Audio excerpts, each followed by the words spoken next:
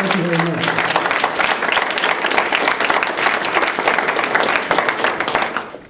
Thank you very much. Everywhere you look in life today, it seems like there's a crisis, right? You got social security crisis, you've got healthcare crisis, the Medicare and Medicaid. You've got a terrorist crisis, the terrorists are coming to get us. And you've got the drug war crisis where, you got drug cartels and drug dealers, and you've got immigration crisis, the illegal aliens are coming to get us and the immigrants are taking over America. And let's see, what other crisis? You've got a crisis in Iraq and Afghanistan. You got the education crisis, right? Kids aren't learning anymore. Crisis everywhere. Sort of like our age, the age of crisis. And, we have to ask ourselves, is this normal? Is this natural to be living in a life of chaos and crises and fear? And, it's just like everything just seems so upset in life. Like, is this the kind of life that was meant for us? And in order to examine that, we have to think at a deeper level. We have to ask ourselves, what is it that causes these types of things? Is this like the flu that just sort of, hey, the terrorism has hit the United States like the flu? Or is it something deeper than that? And if we go deeper, that means we have to think. And we have to start figuring things out. It's sort of like if going to the doctors. Let's say you're not feeling well, and you say, okay, I'm going to go to the doctor. But you want a good doctor because what the doctor prescribes is going to depend on what the diagnosis is. In other words, if your doctor gets the diagnosis wrong, he's probably going to get the prescription wrong. Let's say you go in, you got a headache. And the doctor says, it's just stress from school, studying a little bit too hard, here's some aspirins. While if you have a brain tumor, those aspirins aren't going to do you very much good. You need to get surgery to remove the tumor in order to get well. So the solution depends on the diagnosis. And so that's what we're going to do in this hour. We're going to try to diagnose these problems, but from a libertarian perspective. Because as you'll see, I, as a libertarian, come at the diagnosis of the social ills that have stricken the body politic in a much different fashion than non-libertarians. And it's nice to be here with you to discuss libertarian ideas. I came here, I think it was probably 15 years ago, and I'm looking for some familiar faces to see if maybe there's been some of you that have had a difficult time graduating in those 15. I don't see any, so this is a good sign, Mark, And it's nice to be here. Let me tell you, my quest is not to turn you into libertarians. I've been in this long enough that you can't convert people, People have to convert themselves, and so my objective here is just to stimulate thinking and to expand understanding. That if some of you can walk away from this room saying, well, I don't agree with those libertarians, but at least I understand why they believe the way they believe, what their philosophical perspective is, then I will have achieved my goal. And so that's what we're going to do today. And in order to do that, I want you to imagine that we're all living in this country in a giant box.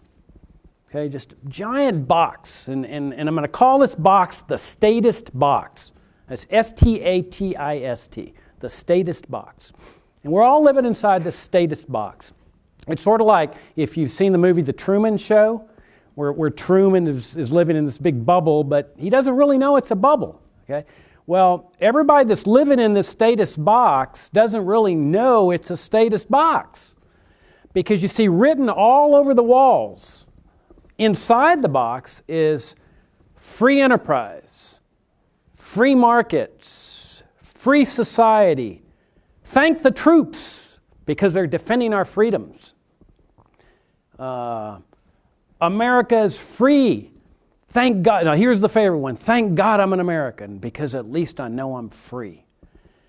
And so everybody in the box from birth is inculcated with the notion of being grateful that you live in a free society. And we know it's a free society. There's just no doubts. We're not like Cuba. We're not like North Korea. We're free. And thank God those troops are over there in Iraq and Afghanistan, because we wouldn't be free if they weren't over there. And so these signs are constantly reinforcing the message. Americans are free. Americans are free. We have a free enterprise system. The free enterprise system defeated the socialist system in the Cold War.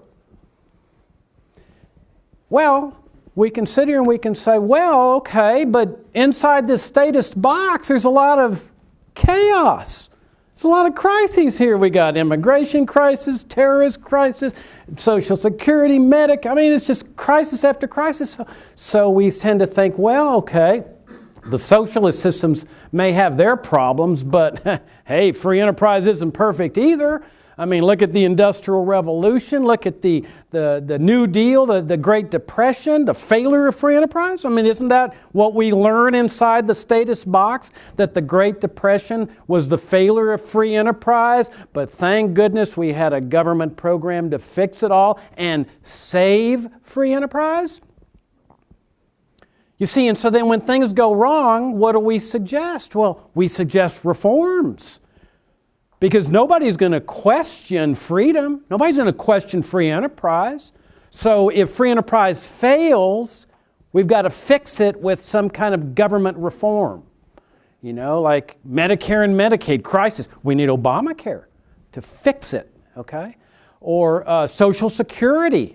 Some of you may be among those that say, oh, well, it's never going to be there when I get there, and oh, we've got to fix this thing so it'll be there when I get there. And so we extend the retirement ages, and we come up with fix-its, or terrorism. Well, let's go bomb another country here. Let's invade another country and stabilize the world. Okay? And so the prescriptions are always based on the existence of the statist box. You can't question the statist box, because that's freedom. Enter the libertarians. We don't buy any of it. Okay? We reject the whole construct, the whole thing. We reject the box. Okay? Because you see, we're different from other people. We're in the box. There's no question about that. We're living in the box. But intellectually and morally and psychologically, we've broken free of the box.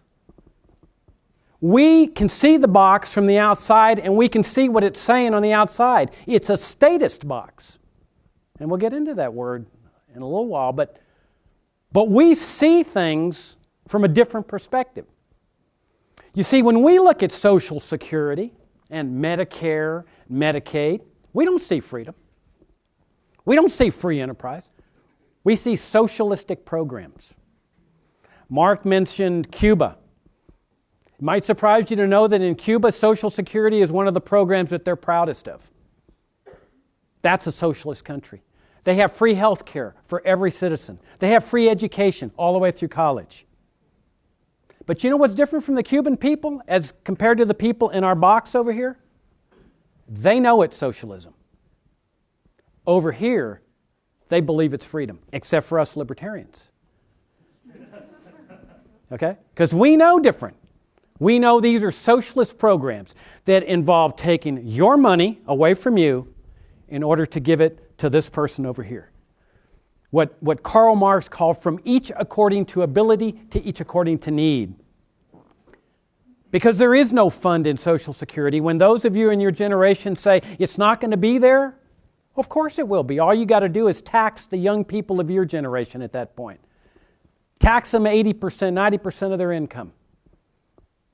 That's all you got to do, because that's what the older people today are doing. They're just taxing you. As soon as you get in the workforce, they're taking your money and they're giving it to them.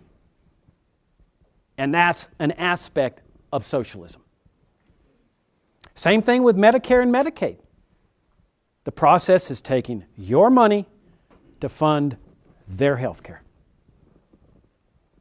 Now, so a libertarian would say, what's the big surprise about crises? Socialism always leads to crises. Look at Cuba, where people make like $20 a month, where everybody's poor. Why? Because socialism does that. It impoverishes a nation. And so we say, what's the big surprise about there being crises here? on health care or Social Security or any other socialist program. Education, public schooling that's based on the notion of taking money from everyone to fund the education of those who have children. Coercive redistribution of wealth. The drug war. Why does it surprise anybody that there's a crisis with the drug war?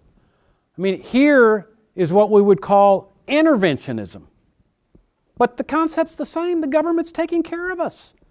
See, that's what life's like in the status box, is that freedom is defined as the extent to which government is taking care of you, watching over you. And you may be 40 years old, but if you put the wrong thing into your mouth, your parent, your daddy, the government sends you to your room. And the only difference between that and being a child is that your room happens to be in a jail. Okay? Yeah? But the concept is no different. That here you have the daddy inside in the box saying, you're going to be punished for putting bad things into your mouth that we don't approve of. We libertarians say, well, why is there a big surprise that there's death and destruction, 45,000 dead people in Mexico in the last 5 years alone with the drug war? That this is what interventionism does. Why is there a big crisis with terrorism and the terrorists are coming to get us? And well, because this is what imperialism does. That this is what happens when you have a government with military bases in more than 130 countries, totaling some 1,000 bases, invading countries, occupying countries, sanctioning countries, embargoing countries, kidnapping people, torturing people. Why would it surprise anybody that people get angry over that around the world? And so in the box, people are saying, well, no, that's order and stability. But we libertarians are outside the box and we're saying, no, that's just stirring up trouble around the world and getting a lot of people angry that finally decide to retaliate. Oh, and by the way, inside the box, when they start to retaliate, then they use that as the excuse to take care of us even more by taking away more of our freedoms. The groping at the airports, the Patriot Act searches, the assassinations, the kidnappings. But it's all freedom, you see. For those in the box, this is all freedom. For the libertarians, we say this is antithetical to freedom. This is not what a free society is all about.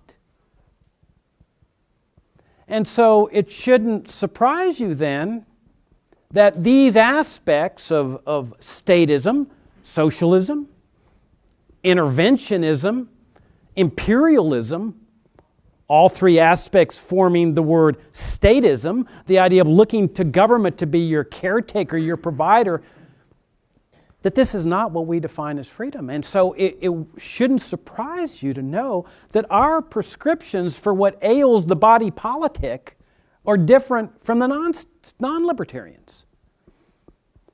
Our prescription is dismantle the box. Get rid of the box. Ditch these programs. Repeal them today. Repeal Social Security today. Repeal Medicare and Medicaid today. Not just Obamacare, which the Republicans want to do. Get rid of it all. Repeal occupational licensure, licenses for doctors and lawyers and shoeshine people and hairdressers. Leave people free to engage in enterprise. We consider free enterprise to be enterprise that is free of government control. That's what free enterprise means to us. Legalize drugs. End the drug war. Legalize them all. Heroin, cocaine, marijuana. Bring all the troops home from everywhere. Germany, Korea, Latin America, Iraq, Afghanistan. Today, discharge them. Put them into the private sector. In other words, dismantle all the statist programs. And that to us is a free society. And that is the solution, we say, to all this mess in which we're living. But that requires a confrontation of reality. The great German thinker Johann Goethe, I think, best captures the plight of the people in the box. None are more hopelessly enslaved than those who falsely believe they are free. I mean, think about it. If you got to own a slave, what better slave than the slave that thinks he's free? Because he's going to be grateful to you for being your slave. And he's not going to have any incentive to break his chains. Now, what causes us libertarians to reach these conclusions and this type of thinking? Well, a moral principle that we just believe freedom's important. And in fact, we believe that freedom's the most important thing in life. Nothing's more important to us than the ability to make these choices. If I want to ingest harmful drugs, that's my choice. You have no authority, morally speaking, to interfere with my life. You may disapprove of it, that I'm injecting heroin into my veins or snorting cocaine. You may say, tell me, Mr. Hornberger, this is the worst thing for you. You're destroying your life. Fine. But don't sit here and tell me that you have moral authority to punish me for what I'm doing. Whether I'm an alcoholic, smoking cigarettes, or whatever, it's my choice.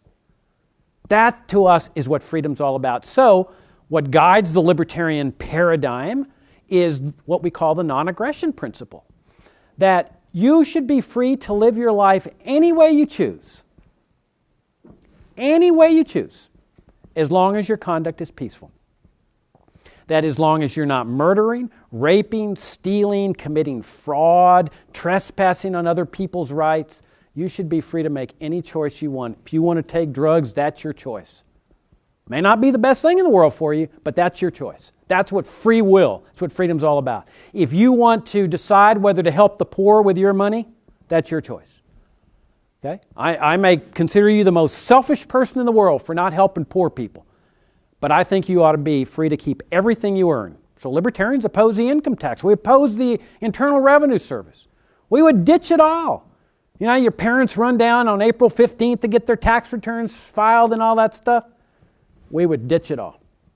We would leave every person free to keep everything he earns, and he decides how to handle his health care, how to handle his retirement, how to handle his charitable decisions. So that's our guiding principle, the non-aggression principle. It's free to do whatever you want and have government punish the murderers, the rapists, and thieves. So if you engage in irresponsible conduct or conduct that's people consider irresponsible or immoral, that's your right. In fact, we say that's the test of a free society. If you're not free to do what's irresponsible, you're not free, as long as your conduct is peaceful. I mean, a good example of this is in the area of free speech. You see, the test of a free society on freedom of speech is not whether you're free to say what's popular. The test of a free society is whether you're free to say the most despicable of things. You know, you want to advocate Nazism.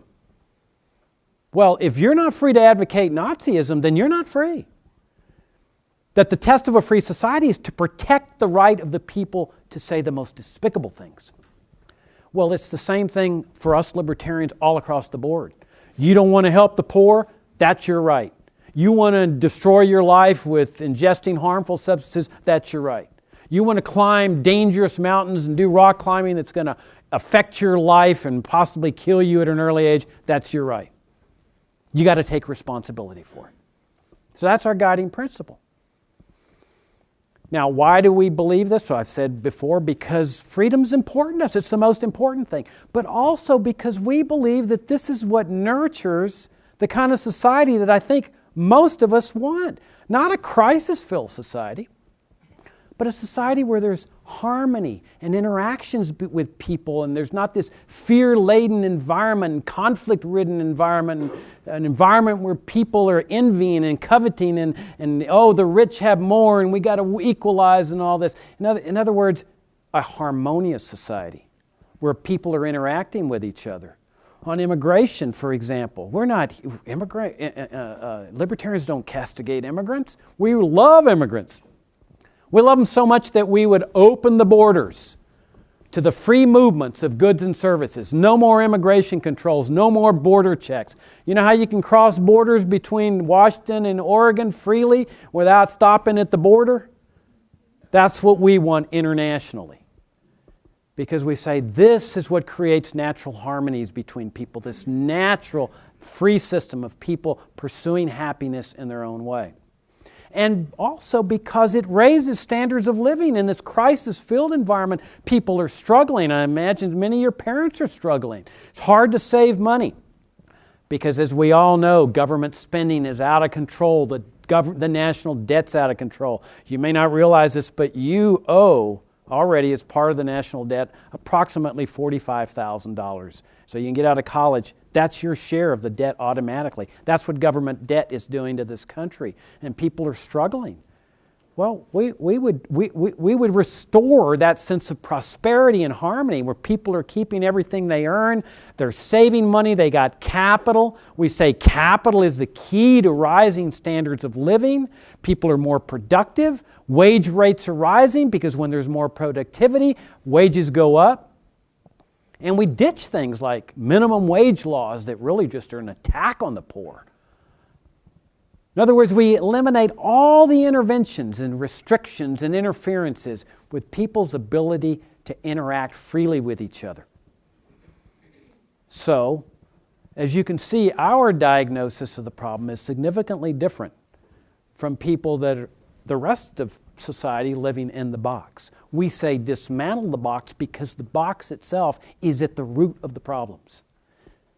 And we say this because we believe that liberty, nothing values more than the right of the individual to live his life the way he chooses, the one life that God gave us, and that we should have that right to exercise free will to the maximum possible way. But in that process of where people are choosing freely, exercising conscience, should I help the poor, should I not? What should I do with my money? Should I honor my parents or not? That in this process, it nurtures a society. It doesn't force a society. It nurtures a society into the values of charity and responsibility. And that, to us, is the ideal. Let's open it up for some discussion. Yes? You said you want to abandon the income tax and all that and keep the money of what you earn. But for the people who work for the government, how are they going to make money? If money only comes to the government by fines, wouldn't that come back into this situation? Okay, great question. How do you think I would answer that question?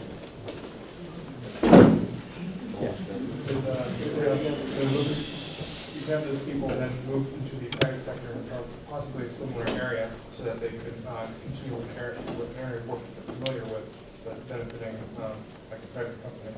Okay.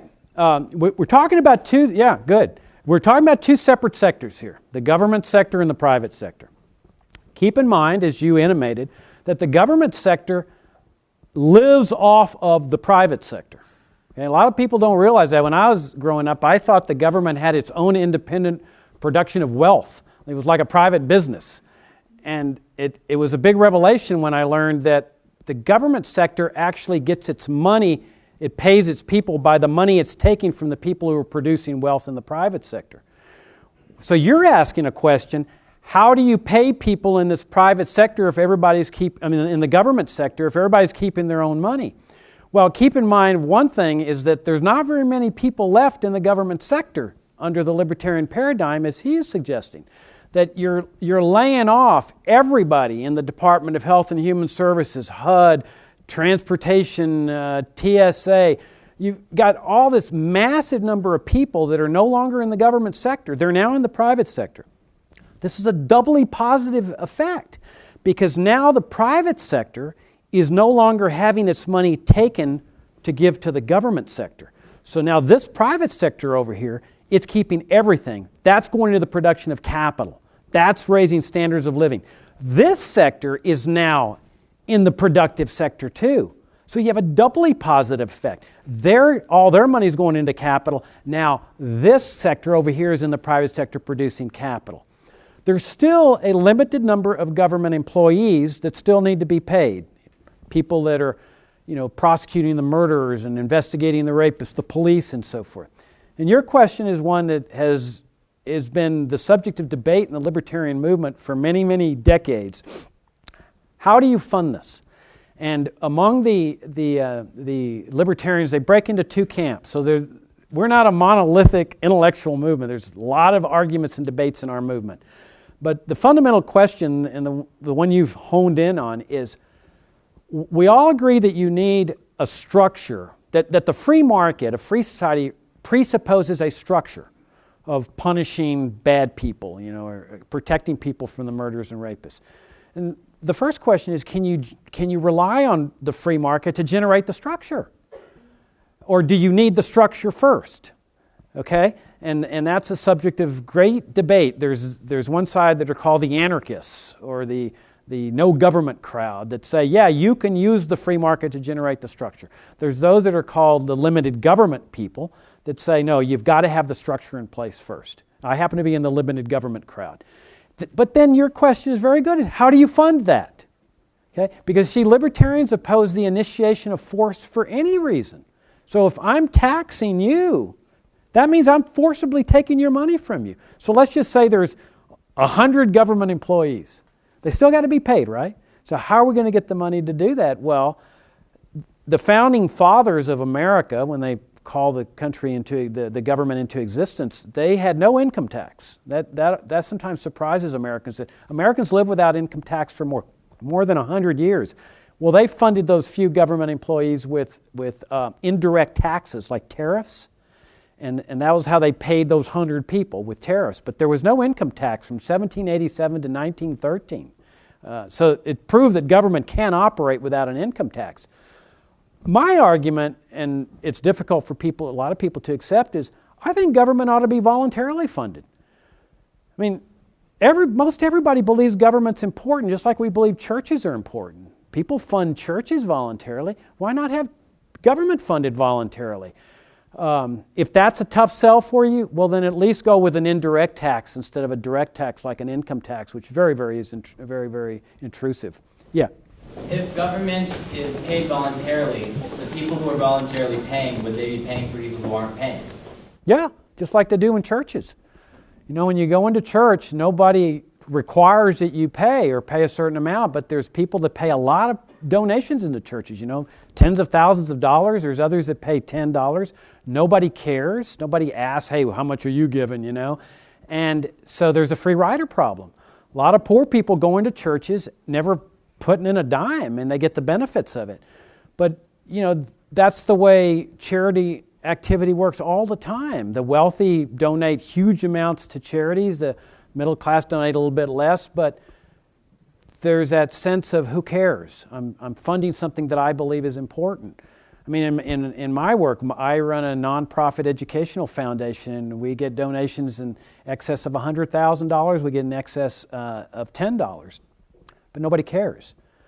So yeah, you'd have funders of government funding $1 million versus the guys that donate anything and get the benefits of it, police protection and so forth. Yes, ma'am.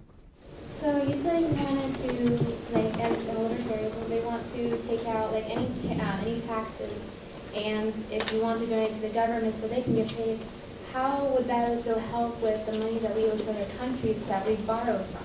Oh, excellent question. Okay, she's saying, what about the debt that the government has incurred, which is monumental? And there's huge debates, as you can imagine, too, in the libertarian movement. My position is that when government makes a promise, it's contractually bound to comply with that promise. And to me, a contract's a promise. And there's some that argue differently, that when somebody loans the money to a government that's out using that money to kill people and do bad things with it, that, hey, tough luck if you lose your money. I take the position that a contract's a contract. But subject to every contract that you make with the government is the idea that people have a right to change their form of government. And we all know that our system of government, or the Constitution, is that we can amend the Constitution anytime we want. I mean, this is the right of the people. So if the older generations have adopted a socialist system, that was certainly their prerogative. That's what they did, and an imperialist system, and an interventionist system. But they then went out and borrowed a bunch of money to fund this welfare warfare state. And they're saying, okay, well, we don't need to worry about it. We'll just pass it to the young people. We'll die, and then they're going to have to pay off this debt. And that's effectively where Greece and Italy are now with their welfare state. That all the old people that borrowed the money are now dead, and now the young people are having to face really a major catastrophic crisis with this debt. Well, here we accept the notion that we can change our system. And so I argue, young people today, you don't need to be bound by this system. You're not bound by Social Security just or a socialist system because your parents or grandparents chose it. You can change that system. And I say it should be changed, including abolishing the IRS and the income tax. Well, that might mean there won't be enough money to pay off that debt. There may have to be a bankruptcy, just like a company that goes under can't pay all its bills. But that's the risks of lending money to the government, just like when you lend money to a private company can go under. You take your risks, and that you knew that risk because you knew what kind of system we have here where people can change the system, including abolishing the funding for the payment of these debts. So if you get paid 10 cents on the dollar, tough. Life is insecure, and nobody's ever promised you that everything's going to get paid off. You invest in a company, it can go under, you lose your money. I don't think that should ever be a reason. See, that's what the statists say. The statists say, oh, we can't abolish these programs and stuff because, gosh, you're bound by them. We've got all this debts and stuff. Bull. We're not bound by anything. We have my generation, your generation. I mean, my dream is your generation and the libertarians of my generation say, enough's enough. We didn't choose this system. We went to dismantle it, and we do it. Yeah. You said that you would take out, you would prefer that the troops be taken away from Iraq and Afghanistan and stuff. If we didn't have troops there or anywhere else in the world, do you think that kind of makes America look a little weak, and that would open up a chance for everyone else to attack? Oh, interesting. Okay, how would the libertarian answer that? Did you hear the question? Yeah. Okay, how would a libertarian answer that? She's saying that, look, we're going to lose credibility in the world if we pull out of Iraq and Afghanistan. We're going to be considered weak, and that's going to encourage people to attack us. I think a libertarian would say that the main motivation for anybody attacking us would be the fact that we are antagonizing them in the first place. Okay, so the first answer is that, hey, the fact that the troops are there killing people, abusing people, is one of the critical factors that is making us unsafe. In other words, if you're really concerned about people attacking us, well, just bring the troops home and get ready for the attack. Because at least you're not killing new people that are now their survivors, their children are angry, and you bomb a wedding party or something. So you just bring them home and you get ready for whatever's coming. Now, I happen to think nothing's coming, but that's at least a better situation. Now, what about this notion, though, of weakness and lack of respect for America? Yeah. You would say to them, well, you're in the box. They're in the box, not aware of it. And the now libertarian America that you're talking about would be aware of the box that they're dismantling, while the rest of the world would still be in the box, so to speak. Okay, but she's raising an important issue. She's saying, look, that with these troops and all over the world, that we project strength and we project, power, and that this is what gets us respect in the world, and that you've got to be tough with people for them to respect you. How would you answer that? Yes, ma'am. I think that a libertarian would say that they have the right to think that, just like they have the right to think that anything we say is wrong. They have the right to think that we're weak. We know that what we're doing is better for our people. Okay, but I want to go deeper than that. I want to go to a more fundamental level as to what she's raising. I mean, you're saying that people have a right to think that because that's part of freedom. But I want a libertarian challenge to her premise here. Yes, ma'am. Well, is it really necessary that we are considered a responsible, powerful leader of the world? Is it really necessary for our country to have that image? Okay, that's one aspect. I want to go more fundamentally than that. Yes, sir. You can get into the argument of, is that really how you get power and respect? Yes! Yes. You don't have to respect force, power, troops. Exactly. I mean, like, what is it about military strength in a country? I mean, the Soviet Union had giant armies and occupying Eastern Europe, and yet who had respect for that? And why can't respect come from the private sector? A private sector that's producing wealth, that's produced a model society here that is treating people decently and respectfully. Why does respect have to come at the point of a gun? Why can't cultural groups here in America or promising leaders, Steve Jobs, why don't we look at that as something that we want people to look at America for? The producers, or the Mother Teresas of the world. Isn't that something much more meaningful when it comes to respecting a nation than having a giant military that's going out stomping on the world and killing people and so forth? So I think libertarians challenge that paradigm there of that strength comes from military power and invading and occupations and so forth. Yes, ma'am. With your comment on Steve Jobs and Mother Teresa, they would have been great no matter if they were American or French or no matter where they were from, they still would have been great. But that doesn't necessarily mean that we should give respect to what ethnicity they were rather than the individual. Absolutely. Absolutely. That sort of gets beyond the realm of nationalities and so forth, is that what is it that about an individual, the character of an individual, what is it that we want for ourselves? How do we gain self-respect for ourselves? And then you translate that through society. But what we're saying as libertarians is that you're better off having a society where each individual is struggling with this issue. What is it that I want in my life? What was I born to do? What is it that I can do with my life that I have respect for myself, that I love myself? And then when you have a society of people doing that sort of thing, struggling, stumbling, making mistakes, doing the wrong things, engaging in sinful behavior, that gradually your society is raising in terms of conscience and consciousness. But that's a society that, to me, is going to be much more worthy of respect as compared to a martial militarist society where people are conscripted into the military and where the Spartan type thing.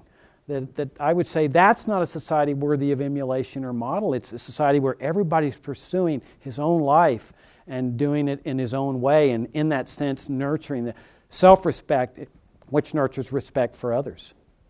This is great. I just want to make sure you call our seniors who have these probing deep questions and they're being ignored. Oh, no. I'm not dumb. I'm going after the undergraduates, man, because these guys got the tough questions. Okay, let's start this end. Yes, ma'am. Why are you saying that if we didn't have much military power places around the world, but in World War II, the United States said that we were going to stay out of it, yet we were still attacked? And she brought up the point that it would open us up against an attack, but we would, you said that they'll respect us, that the way to get respect is to have power on the inside, which I understand, but we were still attacked, so we really weren't respected that much. Okay. I told you I didn't want to go into this front row. I'd invite you to visit our website at fff.org. That's the Future of Freedom Foundation, where we have many, many articles on World War II, along with World War I. And it's interesting that you bring up two and not one, because I think pretty much the consensus on World War I was it's a total waste of American life. It did not make the world safe for democracy. It did not end all wars, and it really gave rise to Hitler, which then gave rise to World War II. World War II, at a superficial level, libertarians say, well, that is the case for going to war, only defensively. So the Department of Defense that we have today, we don't consider a Department of Defense. It's a Department of War and Department of Empire. That we want government to not only punish the murderers, the rapists, the thieves. We want limited government libertarians want the government to defend the United States in the event of an attack or an invasion, but a legitimate attack or invasion, like World War II. So we don't deny the possibility of that happening.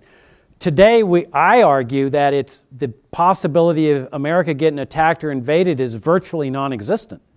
I mean, the Soviet Union's dismantled, the Cold War is over. China has absolutely no ability militarily to invade the United States.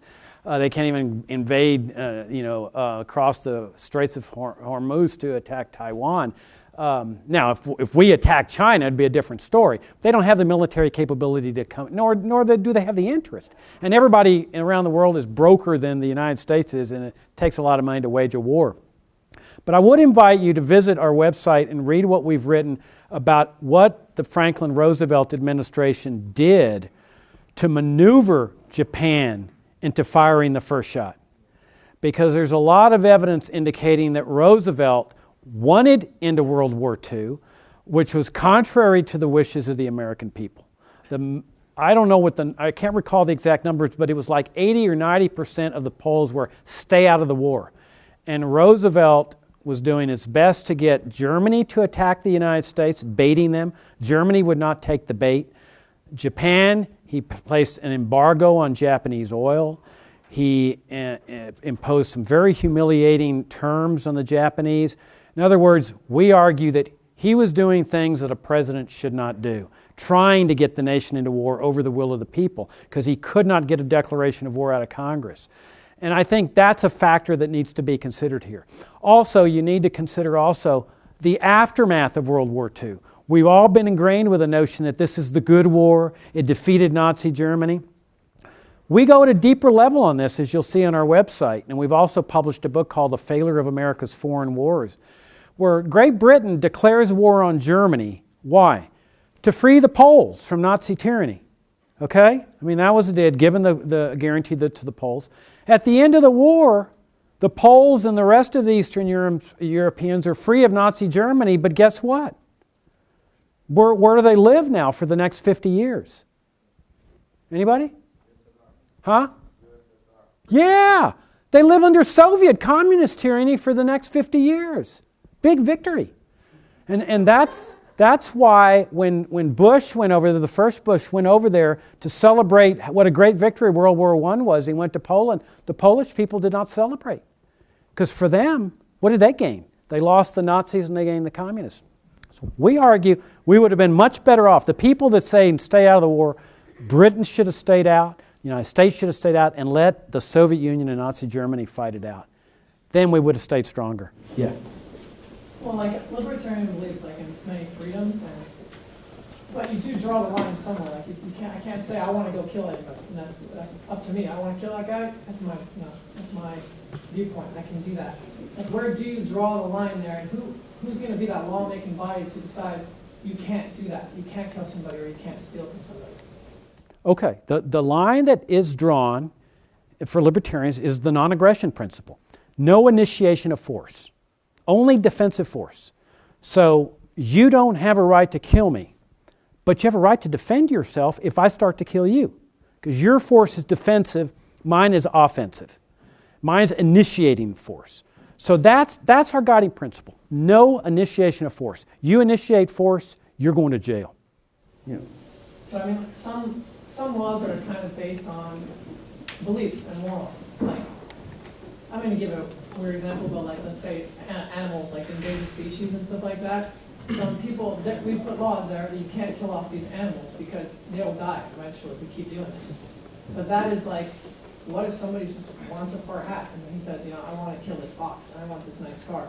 Is that his, like, is he entitled to that, or would that be against? Yeah, that's a fascinating question. Okay, let me answer you in two ways. Let me stick with the humans first. Okay. That on the humans, our line is no initiation of force, no murder, rape, stealing, fraud, trespass. So that's our line. That if you cross that line, you get prosecuted. Okay, you go to jail if you're convicted. But you're free to defend yourself, and the state really for us is the defensive force. It's going after the guys that have initiated the force. So that's our line. Now, there's a lot of difficult areas in libertarianism, environmentalism, externalities. What do you do about pollution and so forth? Animal rights is one of the areas that is creating now more debate and discussion in the libertarian movement. You can Google all these things, and you can get on some of the sites where they're debating this thing. I take the position that animals are property rights, but that leads to uncomfortable conclusions for me. I mean, I don't like torture of animals, but yet my position leads to that conclusion that if animals are property belonging to the owner has the right to do that. That's not comfortable for me because, I don't like the notion of somebody skinning a cat or something like that. Now, I don't think that happens very often, though. I don't think it's a major problem, but the other side is arguing that animals have rights, that you can't do that, and that leads you into a whole different morass, like what rights, and do you then start prosecuting animals as they did in the olden days for trespassing on other people's rights and stuff like. So some of these are not like real black and white issues; they're kind of grayish. So that's the best I can do for you. We have about 3 more minutes. I love this front row. Yeah, I guess you do. Okay, you go, and then I'll come to you. In Europe, there's many countries that are considered social, such as Norway or Sweden, and it seems though that their people enjoy a higher standard of living, and the facts they have higher incomes per capita. When the libertarians protest so much against socialism, why is it these countries are doing so well? Okay, he's asking about the Scandinavian countries and their welfare states, and they're doing extremely well there. And that how do we reconcile that with libertarianism? It's ironic that you asked that because I just got in a big debate on the train up here from San Francisco last night with a girl from an exchange student from Norway. We went over this whole thing. I'm not an expert in this area, but if you go to some of the libertarian sites, like when you come to our site, we link to the other libertarian organizations, and there's some that have done some great articles on Norway and Sweden, and it's not all hunky-dory, but let's assume it is. For us, it's still the violation of the principle of freedom, individualism, that in Sweden, you don't have the right to keep what you earn and decide what to do with it. You're taken care of. It's a collectivization type thing. And to us, even us libertarians, even if socialism worked, we would oppose it because it's antithetical to what we consider as a free society. On the utilitarian side, I don't think things are as hunky-dory as we think they are. Let's assume a society that's very wealthy. When you turn that into a socialist society, you got a long time to redistribute wealth. That's the attractive thing. You got this big body of wealth, you can start redistributing it. In Cuba, they took it all at once. Well, in the Scandinavian countries, it's been a gradual process, like here. But now look at Italy, look at Greece, look at Spain, look at what's going on over there. This is the ultimate crisis of the welfare state. They couldn't keep up with their tax revenues to pay the dole. Their welfare dole. They started borrowing. People don't want to let go of their dole. They're dependent on it. So they keep borrowing and borrowing and borrowing, and now they can't pay back their debt. And now what do? And I have a hunch that is going to spread. I think we may be seeing the crack up of the welfare state, that's going to spread through Europe and through the Scandinavian countries, because I think they're all in the same boat. But theoretically, you're right. Theoretically, it's possible. The tax revenues equal welfare with no borrowing, and everybody gets along fine there. I don't think it's very practical because I think your private sector starts shrinking and shrinking and shrinking over time until you finally face with a crunch. But for us, that's not our highest value. Our highest value is libertarians. We don't want to be taken care of. Don't take care of me, and don't make me participate in this collectivization of health care and retirement. I want to take care of myself. We're almost out of time. You have time for final remarks. And I would only say to these students, I love seeing your hands up. You'll have a seminar in 2 weeks and a lot of chance to discuss this. But please. Can I take one last one or no? It's your call. Okay, I'll take this. Earlier you said that it would be libertarians, like they'd be in support of wiping out the border checks. Would that also mean that you'd be in support of a one-world libertarian government? Oh no, horrible. That's like anathema to a libertarian. We like decentralization of power. But I didn't understand the first part of your question about the border. Oh, like just if there were like no borders, would Oh, okay. Okay, well, keep in mind that we don't call for no borders. We call for the right of people to cross borders. So when you cross from Washington to Portland, the border doesn't disappear. You're just free to cross it without being obstructed. It's sort of like the EU countries, where people in the EU can cross borders, but Italy stays the same and France stays the same. That's what we want for the United States. The borders don't disappear. There's just free trade and free movements of people across borders the same way we do domestically. I wish we could go another hour. It's really a lot of fun. Thank you very much for...